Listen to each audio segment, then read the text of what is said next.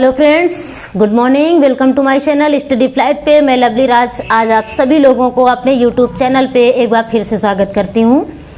चलिए, आज मैं आप लोगों के लिए नरेशन लेके आई हूँ, क्योंकि नरेशन की बहुत ज़्यादा डिमांड थी। मैडम जी नरेशन पढ़ाइए थोड़ा सा, ठीक है। तो ये मैं आपके सामने नरेशन का टॉपिक डायरेक्ट इनडायरेक्ट जिसे बोलते हैं, ठीक है। तो आइए चलते हैं, इसके बारे में थोड़ा सा बातचीत करते हैं। नरेशन क्या है, किसके बारे में, क्या डायरेक्ट इनडायरेक्ट भी बोलते हैं, नरेशन भी बोलते हैं, ठीक है। तो इसके बारे में बताते हैं। नरेशन, यहाँ पर क्या लिखा, नरेशन। नरेशन मीन्स क्या होता है, इसको हम कह सकते हैं वर्णन करना।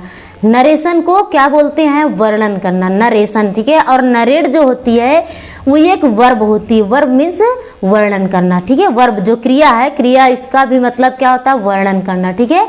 और लास्ट में क्या है, नरेटर। नरेटर क्या होती है, वक्ता जिसे बोलते हैं। नरेटर किसी बात को बताने वाला या कहने वाला, वो क्या होता है, वर्णन करने वाला, उसको हम क्या बोलते हैं, नरेटर बोलते हैं। कोई कहानी के बारे में बता रहा है, कोई भी बात बता रहा है, जो बात का वर्णन कर रहा है, वर्णन करने वाला है, उसको हम क्या बोलेंगे, वक्ता कह सकते हैं, ठीक है। वक्ता, नरेटर है वो होती है। तो यहाँ पर डायरेक्ट यहाँ पर आप लोगों के सामने क्या दिया है, डायरेक्ट प्रत्यक्ष, किसी बात को प्रत्यक्ष फेस टू फेस कहना, उसे हम क्या बोलते हैं, डायरेक्ट कहते हैं। कोई बात आप डायरेक्ट कहिए, है कि नहीं।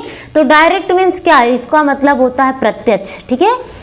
और इनडायरेक्ट किसी से कहलवाई गई बात, इनडायरेक्टली, ठीक है, या इनडायरेक्टली हमने कहा। डायरेक्ट मीन्स प्रत्यक्ष होता है, फेस टू फेस, सामने, ठीक है, आमने सामने बात करना बिल्कुल डायरेक्ट होता है। और ये इनडायरेक्ट अप्रत्यक्ष होता है, ओके। तो चलिए, ये नरेशन के बारे में आप जान लियो। नरेटर क्या है, वर्णन करने वाला, जो वक्ता होता है, किसी बात को कहने वाला, उसे हम क्या बोलते हैं, नरेटर बोलते हैं, ठीक है। नरेशन से नरेटर लिखा है, ठीक है। तो आप देख लीजिए यहाँ पर क्या लिखा है, direct and indirect or narration. इसका नरेशन का मैं टोटल रूल रेगुलेशन के साथ लेके आए हूँ। बिल्कुल एक एक स्टडी फ्लाइट पे आप एक एक रूल रेगुलेशन के साथ मिलेगा, सब कुछ नरेशन का मिलेगा। बिल्कुल बहुत अच्छे से इसको पढ़िएगा, बहुत अच्छे से स्टडी करिएगा, ठीक है। क्योंकि आप लोगों के लिए मैं बहुत मेहनत करी हूँ, और आप लोग भी मेरा सपोर्ट करिए। मेरी मेहनत के साथ आप लोग भी मेहनत करिए, ताकि मुझे भी थोड़ा अच्छा लगे। और कमेंट जरूर करते रहिए, लाइक शेयर सब्सक्राइब करते रहो, ठीक है। और अपने फ्रेंड्स, अपने मित्रों में शेयर भी करते रहो, उनसे कहो स्टडी फ्लाइट पे बहुत अच्छी स्टडी होती है, बहुत अच्छे से अध्ययन करवाया जाता है। तो चलिए ठीक है, मैं आप लोगों से ज़्यादा बात ना करके स्टार्ट करती हूँ। Direct and indirect or narration के बारे में बातचीत करती हूँ। डायरेक्ट को मैंने बताया प्रत्यक्ष, और इनडायरेक्ट अप्रत्यक्ष। आर अथवा कह सकते हो, एक वर्ड में क्या बोल सकते हो, नरेशन कह सकते हो, ठीक है। इसका क्या, नरेशन। तो चलिए इसका, ठीक है, मैं रूल रेगुलेशन आप पूरे जो है YouTube में देख लेना। मैं पूरा रूल रेगुलेशन के साथ इसमें आई हूँ, और आप लोगों के सामने एक एक टॉपिक बताऊंगी, बहुत अच्छे से समझ में आएगा जो नरेशन क्या होता है, क्या नहीं होता। बिल्कुल एक छोटा छोटा बिल्कुल बेसिक से बता रहे हैं इसमें, ठीक है। पूरा रूल के साथ आई हूँ। तो यहाँ पर देख लीजिए, जैसे डायरेक्ट एंड इनडायरेक्ट अथवा नरेशन के बारे में देखिए। नरेशन क्या है, जब वक्ता की कही हुई बात को उसी के शब्दों में ज्यों का त्यों लिख दिया जाता है, तो उसे डायरेक्ट स्पीच बोलते हैं। समझ में आई होगी मेरी बातें, जो मैंने लिखा है कि जब वक्ता की कही हुई बात को उसी के शब्दों में, जब कोई नरेटर होता है, कोई बात को कहता है, तो उसी के शब्दों में ज्यों का त्यों लिख दिया जाता है, तो उसे हम क्या बोलते हैं, डायरेक्ट स्पीच कहते हैं। और यदि वक्ता की या नरेटर की कही हुई बात को बदल करके, चेंज करके अपने शब्दों में लिख देते हैं या लिख दिया जाता है, तो उसे इनडायरेक्ट स्पीच कहते हैं। आप लोग समझ गए होंगे कि डायरेक्ट किसे बोलते हैं और इनडायरेक्ट स्पीच किसे बोलते हैं। तो जो वक्ता होता है, नरेटर, किसी बात का वर्णन करने वाला होता है, उस व्यक्ति की बात को उसी के शब्दों में जो कहते हैं उस बात को लिख देते हैं या कह देते हैं, तो उसे हम डायरेक्ट बोलते हैं। और यदि नरेटर जो वक्ता होता है, वो कहने वाला जो होता है, किसी बात का वर्णन करने वाला, तो उसी की बातों को, उसी की कही हुई बातों को बदल करके या चेंज करके जब हम अपने शब्दों में बताते हैं या लिखते हैं, तो उसे इनडायरेक्ट स्पीच बोलते हैं, ठीक है। अब डायरेक्ट और इनडायरेक्ट देख लीजिए, इनके क्या है, क्या परिवर्तन है, क्या चेंजिंग है। तो there are two types of direct speech. Direct speech के दो प्रकार होते हैं। यहाँ पर दो प्रकार क्या है डायरेक्ट स्पीच में, कि एक पहला क्या है, फर्स्ट नंबर रिपोर्टिंग वर्ब होता है, जिसे हम सूचनात्मक क्रिया बोलते हैं। और दूसरा रिपोर्टेड स्पीच होता है, जो सूचित भाषण कहते हैं। ठीक है, पहला रिपोर्टिंग वर्ब और दूसरा रिपोर्टेड स्पीच। ठीक है, अब फर्स्ट नंबर आप हेडिंग डाल लीजिए। हेडिंग जैसे मैं डालूं इसी प्रकार आप भी लिखते चले जाइए, समझते चले जाइए। अगर लिखोगे, लिख के पढ़ोगे तो ज़्यादा समझ में आएगा, क्योंकि मैं बताती चले जा रही हूँ, है कि नहीं। तो आप लोग अगर लिखोगे, एक बार फिर से अपने से रिवीजन करोगे, उसको रिवाइज करोगे तो बहुत अच्छे समझ में आएगा, मेरी बातें उम्मीद है। ठीक है, तो फर्स्ट नंबर क्या है, रिपोर्टिंग वर्ब। रिपोर्टिंग वर्ब हम सूचनात्मक क्रिया किसे बोलते हैं और रिपोर्टेड स्पीच अर्थात सूचित भाषण किसे बोलते हैं उसके बारे में बताएंगे। रिपोर्टिंग वर्ब क्या होता है, जो भाग इन्वर्टेड कॉमास के बाहर होता है तो उसे हम क्या बोलते हैं, रिपोर्टिंग वर्ब कहते हैं। कहाँ होता है, जो भाग इन्वर्टेड कॉमास के बाहर होता है, आउट में होता है, उसे हम रिपोर्टिंग वर्ब कहते हैं। और रिपोर्टेड स्पीच क्या होता है कि रिपोर्टेड स्पीच किसे हम बोलते हैं, रिपोर्टिंग वर्ब के बारे में तो समझ में आया, या कि जो भाग इन्वर्टेड कॉमास के बाहर होता है तो उसे रिपोर्टिंग वर्ब बोलते हैं। और रिपोर्टेड स्पीच के बारे में देख लीजिए कि जो भाग इन्वर्टेड कॉमास के अंदर होता है उसी का opposite reporting verb reported speech, इसी का भाव समझना हमें। ठीक है, जो सूचनात्मक क्रिया और सूचित भाषण होता है। तो रिपोर्टेड स्पीच क्या होता है, जो भाग इन्वर्टेड कॉमास के अंदर होता है तो उसे हम क्या बोलते हैं, रिपोर्टेड स्पीच कहते हैं। कहाँ होता है, जो भाग इन्वर्टेड कॉमास के अंदर होता है तो उसे रिपोर्टेड स्पीच बोलते हैं। ठीक है, तो इतनी मेरी बातें समझ में आई होगी। मैं पूरा पहले एक बार बेसिक से बिल्कुल छोटे से बेसिक से इसमें लेके आई हूँ कि आप लोगों को किस प्रकार समझ में आ जाए। ठीक है, मेरी बातें।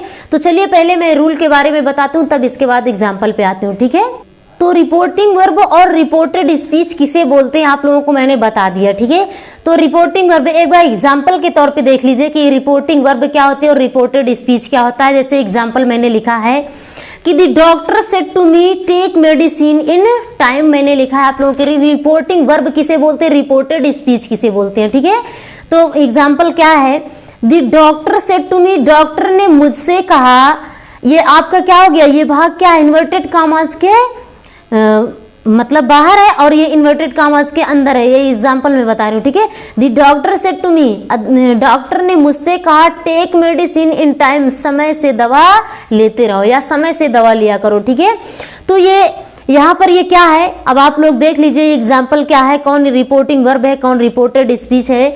मैं यहाँ पर भी लिखी हूँ the doctor said to me, ये जो डॉक्टर सेड टू मी है ये क्या है, इन्वर्टेड कॉमास के बाहर है, तो इसको हम क्या बोलेंगे, रिपोर्टिंग वर्ब बोलेंगे। टेक मेडिसिन इन टाइम, समय से दवा लेते रहो या समय से दवा लिया करो, तो ये क्या है, रिपोर्टेड स्पीच है। क्यों रिपोर्टेड स्पीच है, क्योंकि ये इन्वर्टेड कॉमास के अंदर है, ये भाग क्या है, इन्वर्टेड कॉमास के अंदर है। ठीक है, तो अब नेक्स्ट देख लीजिए, अगला क्या है, जब हम डायरेक्ट से इनडायरेक्ट में परिवर्तन करते हैं तो निम्नलिखित नियमों को अपनाते हैं। वो हमारा निम्नलिखित नियम क्या है, उसको अपनाना बहुत जरूरी होता है, बहुत आवश्यक होता है। इसमें 4-5 चेंजिंगें होती, मैं आपको टोटल चेंजिंग बताऊंगी।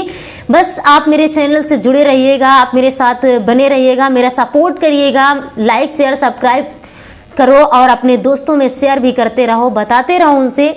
तो चलिए ठीक है, आपका क्या है, फर्स्ट नंबर रिपोर्टिंग वर्ब का बदलना। ठीक है, जब हम डायरेक्ट को इनडायरेक्ट में परिवर्तन करते हैं तो निम्नलिखित नियमों को अपनाते हैं। वो नियम क्या है, रिपोर्टिंग वर्ब का बदलना, फर्स्ट नंबर है ये।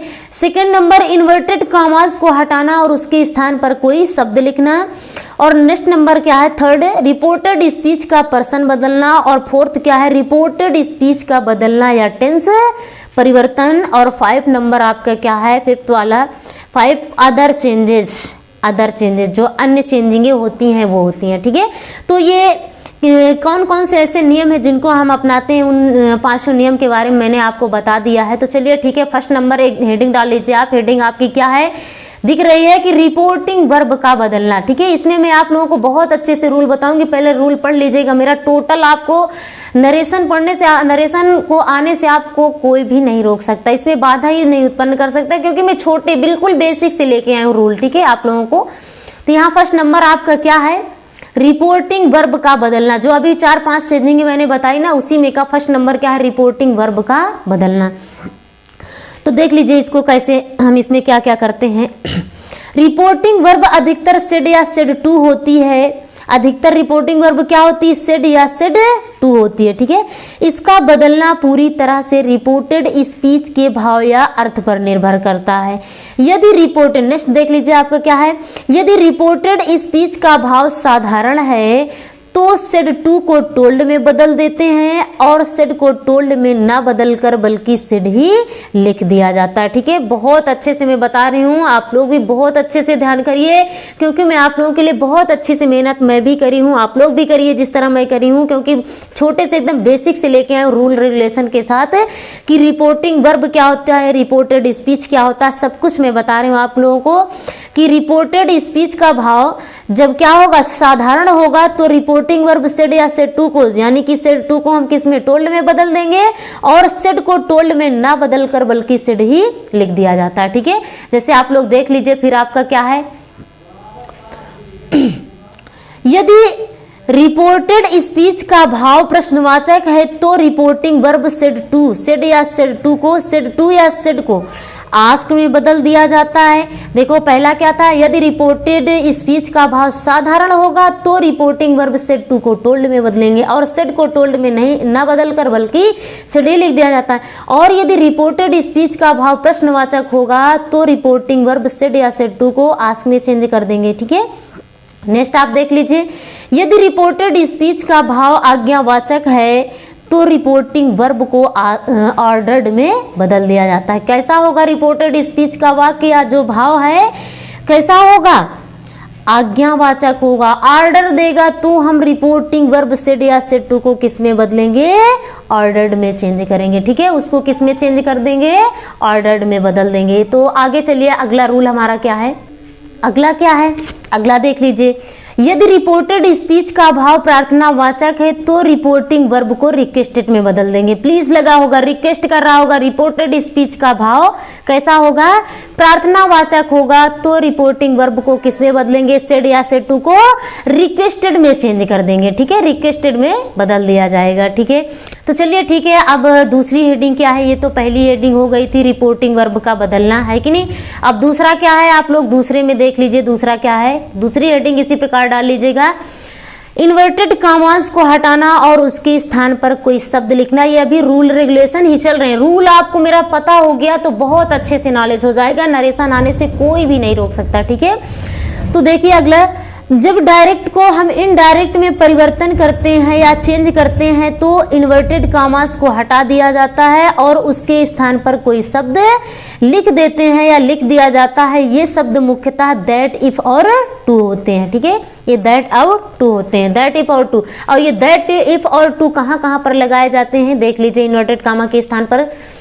फर्स्ट नंबर क्या है, जब रिपोर्टिंग वर्ब टोल्ड में बदली गई होगी तो इन्वर्टेड कॉमास के स्थान पर क्या लगाएंगे, दैट का प्रयोग करेंगे। नेक्स्ट क्या है, यदि रिपोर्टिंग वर्ब आस्क में बदली गई हो तो इन्वर्टेड कॉमास के स्थान पर क्या लगाएंगे। यहाँ पर मैंने क्या बताया कि जब रिपोर्टिंग वर्ब किस में बदली गई होगी, टोल्ड में बदली गई होगी, तो इन्वर्टेड कॉमास के स्थान पर दैट का प्रयोग करेंगे। और यदि रिपोर्टिंग वर्ब आस्क में बदली गई होगी तो इन्वर्टेड कॉमास के स्थान पर इफ का प्रयोग किया जाता है, ठीक है। हम क्या लगाते हैं, इफ का प्रयोग करते हैं। नेक्स्ट देख लीजिए आपका क्या है, थर्ड नंबर, यदि रिपोर्टिंग वर्ब रिक्वेस्टेड या ऑर्डर्ड में होगी, किस में होगी, रिक्वेस्टेड या ऑर्डर दोनों में होगी, चाहे वो प्रार्थनावाचक होगा या फिर आज्ञावाचक, है कि नहीं। प्रार्थना होगा चाहे वो आज्ञावाचक होगा, कोई भी वर्ड होगा उसमें क्या, तो हम यदि रिपोर्टिंग वर्ब रिक्वेस्टेड या ऑर्डर्ड में चेंज होगी या बदली गई होगी तो इन्वर्टेड कॉमास के स्थान पर क्या लगाएंगे, दोनों के स्थान पर रिक्वेस्टेड या ऑर्डर होगा तो हम क्या लगाएंगे, टू का प्रयोग करेंगे, ठीक है। टू का प्रयोग किया जाता है। अब एक नोट देख लीजिए, नोट को बहुत अच्छे से इसको भी पढ़ लीजिए। तो अगला क्या है, नोट आप ध्यान कर लीजिए, इसको नोट का मतलब ध्यान करना, ठीक है।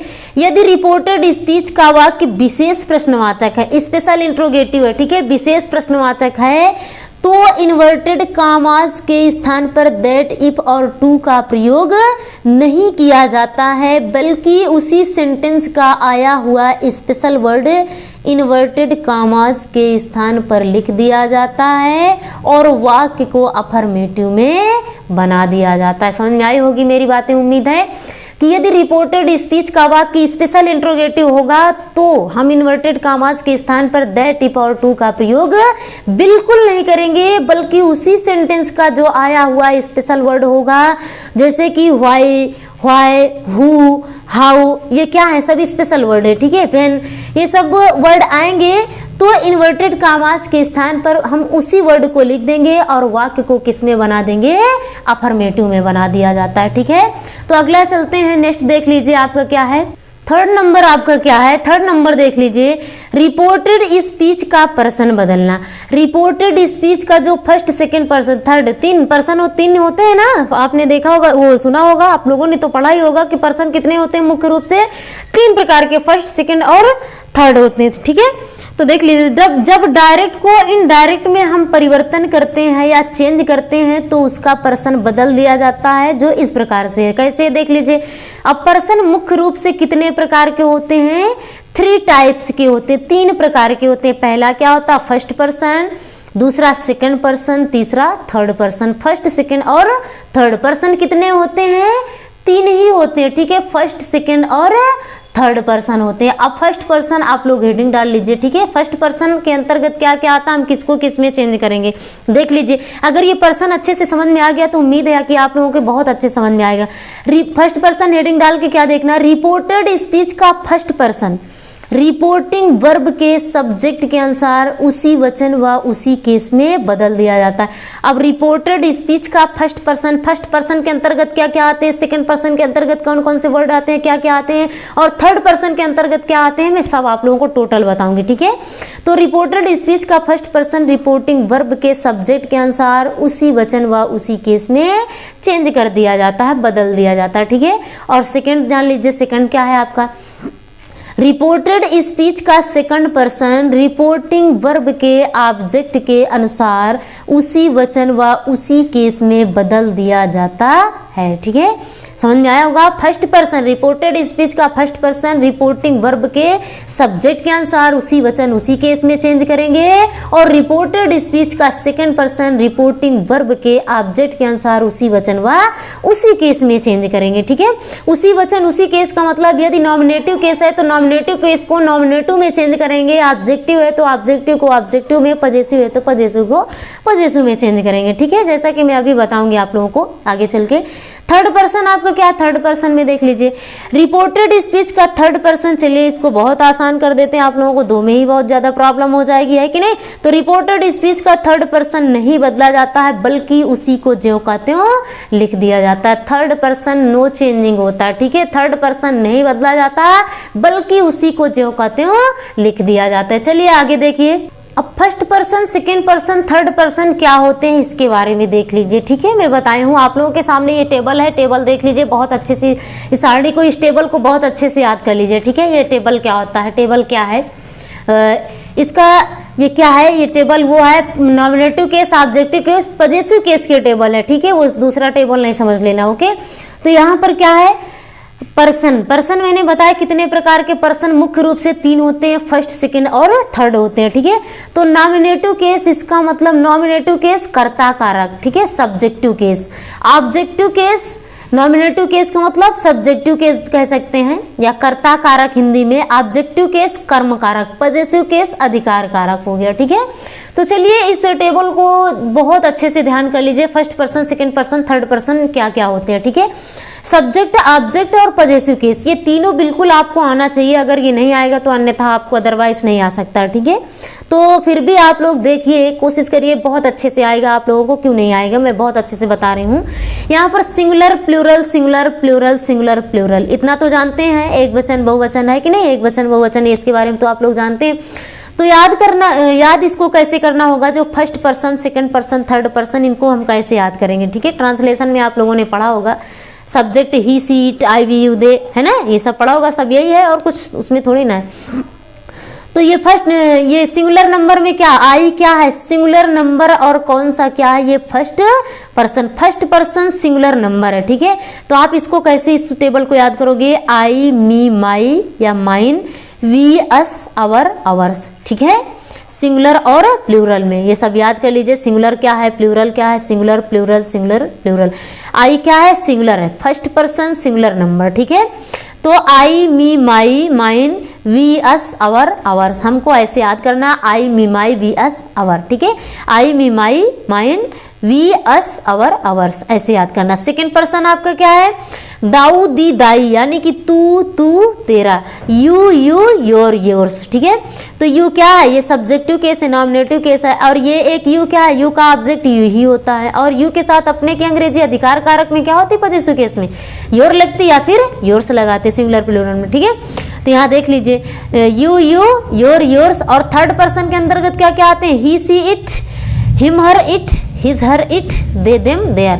जो थर्ड पर्सन क्या होता है, नो चेंज होता है। मैंने बताया कि फर्स्ट पर्सन रिपोर्टिंग वर्ब के सब्जेक्ट के अनुसार चेंज किया जाएंगे, उसी वचन उसी केस में, और सेकेंड पर्सन रिपोर्टिंग वर्ब के ऑब्जेक्ट के अनुसार चेंज किए जाएंगे, उसी वचन और उसी केस में। ठीक है, तो चलिए ठीक है, इसको हम बता दिए हैं कि आपको कैसे याद करना है। आई, मी, माई या mine, we, us, our, ours, you, your, यानी कि फर्स्ट पर्सन के अंतर्गत कौन कौन से आते हैं पूछा जाए तो I, me, my, we, us, our आते हैं। ठीक है, और सेकंड पर्सन के अंतर्गत यू, योर, योर्स आते हैं, ये सेकंड पर्सन के अंदर। तो फर्स्ट सेकंड आपको दुइये याद करना है, दुइये पढ़ना है, और थर्ड पर्सन ये तो नो चेंज होता है। ही, सी, इट, ही का ऑब्जेक्ट हिम होता है, ही के साथ अपने की हिज लगती है, सी का ऑब्जेक्ट हर होता है, सी के साथ अपने की हर लगती है, इट का ऑब्जेक्ट इट और अपने के अधिकार कारक पॉजिटिव केस में इट्स आता है, दे का ऑब्जेक्ट देम होता है, दे के साथ अपने की देयर लगती है। इसी तरह अगर पूछा जाए कि फर्स्ट पर्सन में आई का ऑब्जेक्ट मी होता है, आई के साथ अपने की माई लगती है। ठीक है, वी का ऑब्जेक्ट अस होता है, वी के साथ अपने की अंग्रेजी पॉजिटिव केस आवर या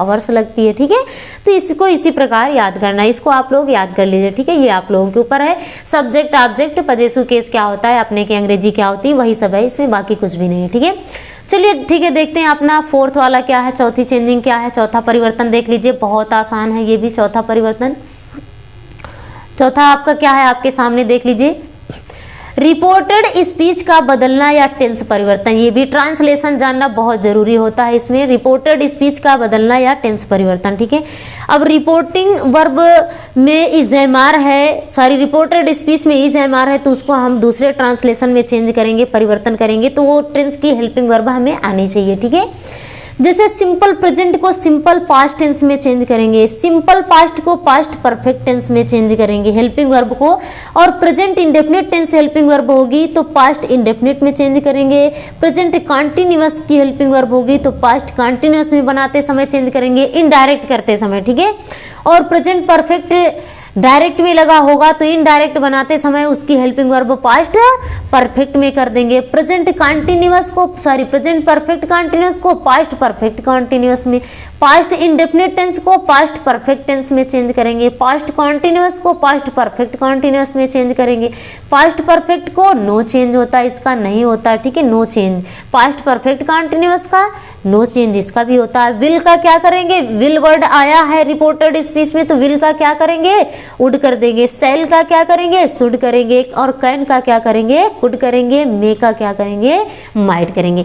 तो ये आप लोगों को अच्छे से याद करना है कि कौन सी चेंजिंग, कौन सा टेंस किस में परिवर्तन होगा, किस में चेंज होगा, ये आप लोगों के ऊपर है। ठीक है, तो आप लोगों को इसको नरेशन पढ़ने से पहले, थोड़ा जानने से पहले ये सारा रूल रेगुलेशन का जानना बहुत जरूरी होता है। ठीक है, अब अगली चेंजिंग देखिए, अगली चेंजिंग क्या है, अगली चेंजिंग आपकी ये है अदर चेंजेस, 5 वाला। ठीक है, फिफ्थ क्या है, अदर चेंजिंग।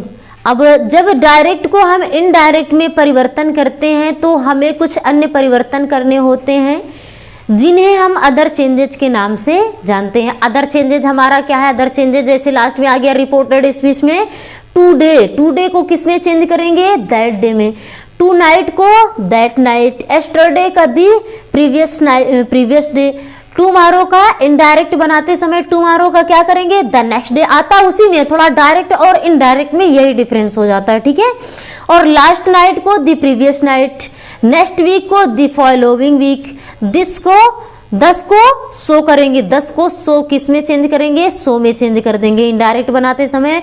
और नाउ को क्या करेंगे, दिन करेंगे। दिस को क्या करेंगे, दैट करेंगे। दीज को दोज करेंगे। हियर को दियर करेंगे। कम हियर का गो दियर करेंगे। ठीक है, तो जैसा कि ये आपका हो गया। फर्स्ट पहला क्या था कि टुडे को दैट डे, टू नाइट को that night, yesterday previous day, tomorrow next day या फॉलोइंग डे कह सकते हैं, अगले डे, है कि नहीं, अगले दिन। और लास्ट वीक को द प्रीवियस नाइट, और नेक्स्ट वीक को फॉलोइंग वीक। और 10 का सो होता है। ठीक है, और अगला क्या है आप लोग देख लीजिए, 10 का शो करेंगे। और नाउ देन, दिस को दैट, दिस का दोस, हियर का देयर, कम हियर का गो देयर। तो मैंने पूरी चेंजिंग आपको कम से कम 5 चेंजिंग, जितनी भी चेंजिंग होती है इसमें पूरा 5 लिखा दिया, कंप्लीट कर दिया। ठीक है, तो ये आपका रूल रेगुलेशन हो गया। हम चलते हैं अगले में, जो है एक्सरसाइज में आते हैं, एग्जाम्पल पे आते हैं। हमारा एग्जाम्पल क्या है क्या नहीं है, कैसे एग्जाम्पल करेंगे। ठीक है, तो प्लीज़ मेरे चैनल को लाइक, शेयर और सब्सक्राइब जरूर करना। ठीक है, मैं आप लोगों से यही रिक्वेस्ट बार बार कर रही हूँ। और कमेंट बॉक्स में कमेंट जरूर किया करो। ठीक है, मुझे भी पता रहे और मुझे भी अच्छा लगे। तो चलिए ठीक है, मैं एग्जाम्पल के बारे में बताती हूँ। चलिए हम एग्जाम्पल के बारे में बात करते हैं। हमारा एग्जाम्पल क्या है, ठीक है, आ जाइए। फर्स्ट एग्जाम्पल क्या है, the teacher said to boys stand up. The teacher said to the boys, अध्यापक ने लड़कों से कहा। ये रिपोर्टिंग वर्ब है और ये रिपोर्टेड स्पीच है। तो रिपोर्टेड स्पीच के भाव या अर्थ पर हमारा जो इनडायरेक्ट है वो इनडायरेक्ट को हम बनाएंगे, सेड टू को किस में चेंज करेंगे, क्या होता है। ठीक है, तो चलिए ठीक है। The teacher said to boys, अध्यापक ने लड़कों से कहा स्टैंड अप, खड़े हो जाओ। ठीक है, अब रिपोर्टेड स्पीच का भाव हमारा क्या है, कैसे दिख रहा है, बिल्कुल आज्ञावाचक दिख रहा है। मैंने अभी बताया ना, पूरी चेंजिंग मेरी पढ़ लेना है, इसके बाद आप लोगों को बहुत अच्छे समझ में आएगा। तो स्टैंड अप कर रहा, खड़े हो जाओ, इम्पेसाइज वर्ड है, खड़े हो जाओ। तो हम इनडायरेक्टली में आएंगे, तो इनडायरेक्ट में हम रिपोर्टिंग वर्ब सेड या सेड टू को किस में चेंज करेंगे, ऑर्डर्ड में कर देंगे, क्योंकि ये रिपोर्टेड स्पीच के भाव या अर्थ पर निर्भर करता है। तो इसका भाव कैसा लग रहा है, खड़े हो जाओ कह रहा है, यानी कि आज्ञा दे रहा है।